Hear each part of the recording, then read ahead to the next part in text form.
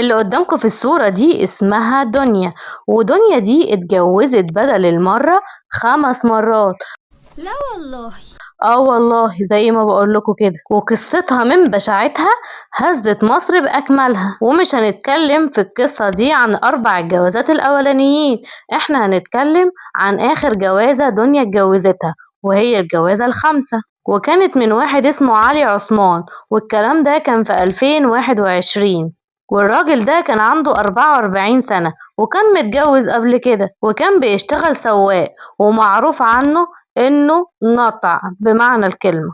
وفجأة يقرر إن هو يتجوز تاني على مراته، وده بحجة إنه مش لاقي نفسه ولا لاقي راحته في بيته. وللأسف يقابل دنيا ويرسم عليها دور الراجل المحترم، وإنه شقيان ومراته مطلعة عينيه، ومن كتر ما هو زهق منها عايز يتجوز عليها. دنيا دي كان عندها 27 سنة، وسنها صغير قوي على إنها تتجوز 5 مرات. وال4 رجالة اللي كانت متجوزاهم قبل كده سابتهم علشان الخلفة، ما كانتش بتخلف، وكان عندها مشاكل كتير.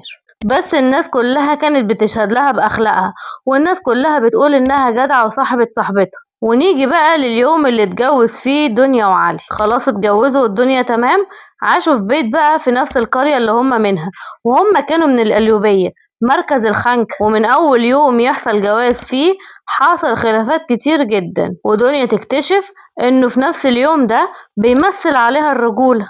والله زي ما بقولكوا كده. وبعدها بقى بكتير تحصل خلافات بينهم كتير قوي بسبب سوء المعاملة. وطبعا لو كانت فكرت ترد عليه كان بيمد ايده عليها ويضربها. وطبعا ممكن دنيا كانت تطلب الطلاق في اي وقت، لكن كان نفسها تحقق حلمها، وحلمها ان هي تبقى وكان نفسها ان الجوازة ال5 دي تنجح وتعدي. وبعدها تعدي الايام والشهور، والمشاكل عمالة تكبر بينهم برضو هما الاتنين. بس من هنا بقى تبتدي المشاكل تكبر أكتر، لأن دنيا اتمسكت بحلمها قوي، وحلفت إنها لازم تخلف، ولأنها كانت عارفة ومدركة إن الخلفة بالنسبة لها شيء صعب جدا، فما كانش قدامها غير إن هي تروح وتعمل حقن مجهري. وكانت عارفة كويس إن العمليات دي بمبالغ مالية كبيرة، وطبعا علي إيدك منه والقبر مش هيديها جنيه، لأن زي ما احنا ذكرنا في أول القصة إنه نطع وقاعد في البيت على طول، وهي اللي بتنزل تشتغل وتصرف عليه. والعربية اللي كان شغال عليها سابها خلاص، وبقى قاعد في البيت ال24 ساعة بياخد مصروفه من دنيا، واعتمد عليها بشكل أساسي إن هي دي اللي هتصرف عليه. وطبعا دنيا مستحملة على أمل إن الجوازة دي تنجح وتكمل معاها حتى لو هتيجي على نفسها. وما كانش بيجيلها على طول، علي كان قاعد مع مراته الأولانية، وكان بيجيلها على فترات متقطعة، وكل اللي كان شاغل دنيا إنها بس تخليها معاه لحد ما يعملوا العملية، وبعد كده تتطلق منه.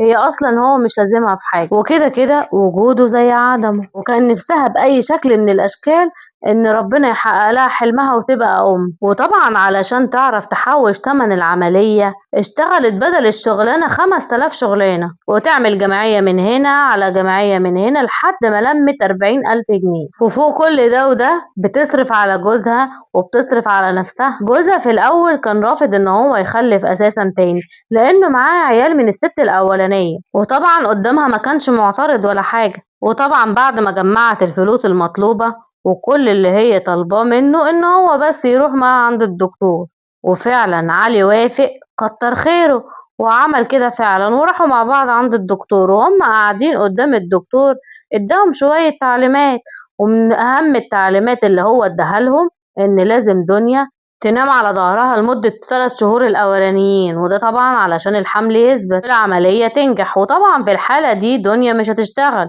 فالكلام ده ما يعجبش النطع بتاعها، وازاي ان هي هتقعد 3 شهور ما تشتغلش، ومين هيصرف على البيت وعليه.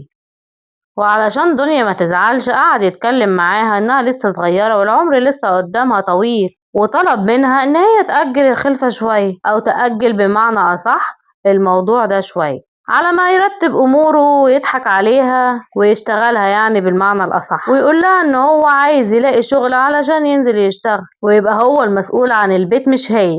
وطبعا كل اللي هو بيفكر فيه من الناحية التانية انه ازاي يعرف ياخد منها ال40,000 جنيه اللي هي كانت محوشاهم. وكل اللي انا بحكيلكوا عليه ده كان قدام الدكتور، وكانوا لسه ما نزلوش من عنده. ولأول ما نزلوا من عند الدكتور حصلت بينهم مشكلة كبيرة جدا، وقعد يهدي فيها لحد ما وصلوا البيت، وعرف ازاي يضحك عليها ويقنعها، وهي صدقته للأسف. وقعد معاها يوم والتاني والتالت لحد ما اكتشفت انه بعد شوية سرق الفلوس كلها اللي هي كانت محوشاها طبعا بتاعة العملية، وصرفها على نفسه ومراته التانية. ووقتها تحصل خناقة كبيرة جدا بينهم هما الاتنين، وأخيرا صحيت من الغيبوبة اللي هي كانت فيها وتطلب الطلاق للمرة الخامسة. بس هو طبعا الكلام ده جرحه جدا، ازاي يطلقها؟ طب مين يصرف عليه؟ مين يصرف على مراته التانية وعياله؟ ولحد هنا بقى أنا مش فاهمة هي كملت معاه سنتين كمان ليه.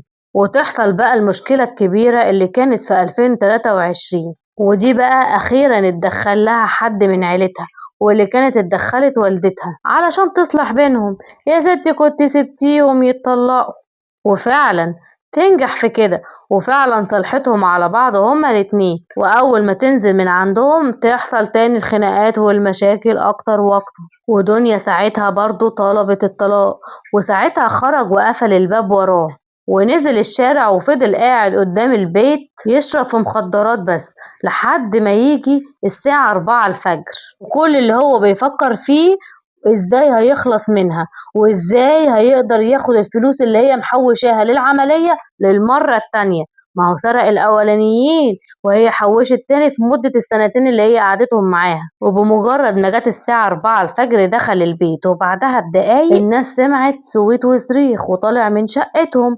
نزلوا الناس بسرعة علشان يشوفوا فيه ايه، فهو رد عليهم وقال لهم محدش يتدخل بيني وبين مراتي. الناس طبعا كانوا متعودين ان هم بيسمعوا صويت وصريخ كتير، لانهم متعودين ان هم بيعملوا مشاكل مع بعض على طول. فالناس مشيوا وسكتوا وقالوا دي مجرد خناقة زي كل الخناقات اللي حصلت قبل كده. ولكن بعدها بنص ساعة يشموا ريحة حريق وصوت طفل عمال يكح ويصوت بصوت عالي. ينزلوا بسرعة الجيران ويشوفوا ايه اللي حصل، يلاقوا ان في دخان كتير جدا طالع من شقة دنيا. قعدوا يخبطوا على الباب لكن محدش فتح، كسروا الباب، ولما دخلوا لقوا طفل قاعد في أوضة وعمال يكح، والطفل ده كان ابن اختها وكان بالصدفة بايت معاها اليوم ده. ولقوا النار مولعة فيها على سريرها في الأوضة التانية، ولما حاولوا يدخلوا ويقربوا منها لقوا ان خلاص جثتها بقت جثة متفحمة. وقعدوا يدوروا على علي في كل مكان لكن خلاص ملوش اثر، وكأن الارض اتشقت وبلعته. وبسرعة يكلموا رجال الامن، ومن بعدها يوصل البحث الجنائي، ومن بعد معاينة مسرح الجريمة ورفع البصمات كلها يتم ارسال جثة دنيا للطب الشرعي علشان يعرفوا ايه اللي حصل بالظبط. ومن كلام الشهود وكلام الطفل اللي كان موجود معاها اللي هو ابن اختها، والكل أكد إن علي هو اللي عمل كده.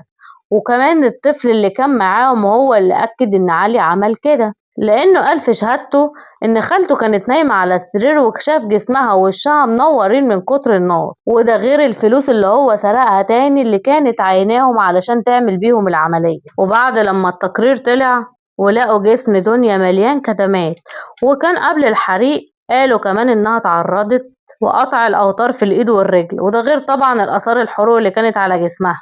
كمان أكد الطب الشرعي إن كان مدلوق عليها مية نار في الأول، وبعدها اتدلق عليها بنزين وتولع في السرير كامل. بس علي هيروح من ربنا فين ويروح من الحكومة فين؟ علي فضل هربان 3 أيام، كتير عليك يا علي 3 أيام، لكن رجال الأمن الله يديهم الصحة عرفوا يوصلوله، ومن خلال تتبع الكاميرات اللي كانت موجودة في المكان قدروا يحددوا المكان اللي هو كان فيه وعرفوا يقبضوا عليه ويتم القبض عليه. ولكن الغريب ان هو كان مقتنع انه هيهرب بالفلوس اللي كانت معاه ومحدش هيعرف يمسكه. ولما اتقبض عليه اعترف بكل حاجة، وقال انه كان قاعد بره البيت بيشرب في المخدرات، وكل اللي هو كان بيفكر فيه ان هو ازاي هيقتلها ويتخلص منها وياخد الفلوس اللي كانت معاها. وبعد تفكير كتير يروح طالع على الشقة، وبعد ما فكر ورتب لكل حاجة دخل الشقة ولقى ابن اختها نايم في الأوضة التانية، فقال ده حلو قوي كده، فدخل الأوضة على دنيا وهي نايمة وضربها بالسكين. وأول ما طلعت صوت وقعدت تصوت وتصرخ نزل فيها بطعنات كتيرة جدا وضرب كتير جدا، وبعدها علشان يتأكد إنها ماتت. وطبعا قطع الأوتار كلها اللي كانت موجودة في الإيد والرجل، وده كله علشان يضمن إنها ماتت. إيه يا عم ده أنت شطان، ده أنت إنسان ملكش وصف خالص. وبعد ما خلص ده كله شالها وحطها على السرير وكأنه ما عملش أي حاجة، وبعدها جاب مية نار ودلقها عليها وبعدها كمان ايه يا عم ده كله، جاب ازازة بنزين وولع فيها كمان على السرير. ولما الدخان بدأ بقى يعمل حريقة، الناس صحيت وشمت الريح، وابن اختها صحي من النوم وقعد يكح ويصرخ. وهو ده السبب الوحيد وده السبب الوحيد برضه ان خلى الناس تيجي، الواد اللي عمال يصرخ ده، والا كانت الشقة كمان هتبقى متفحمة بالكامل، والواد الصغير كان زمانه راح فيها. ايه كمية الحقارة اللي انت فيها دي؟ ايه كمية الحقد والغل اللي انت فيه ده؟ وفي الاخر يوصل بيه انه يقتلها بالمنظر البشع ده. قضية بجد بيتم التحقيق فيها لحد دلوقتي، ولحد دلوقتي لسه ما نعرفش اي حاجة فيها. بس اكيد المؤكد انه هياخد اعدام، وده لازم ياخد اعدام لانه عامل كده بفعل فاعل، وده عامل اكتر من حاجة فيها. ربنا ينتقم من كل ظالم وكل واحد بيعمل كده. واشوفكم في قصة جديدة وحلقة جديدة، وما تنسوش تعملوا لايك في الفيديو واشتراك على القناة، وتعملوا كمان تعليق حلو على الفيديو علشان ده بيخليني اكمل معاكم. هتوحشوني جدا.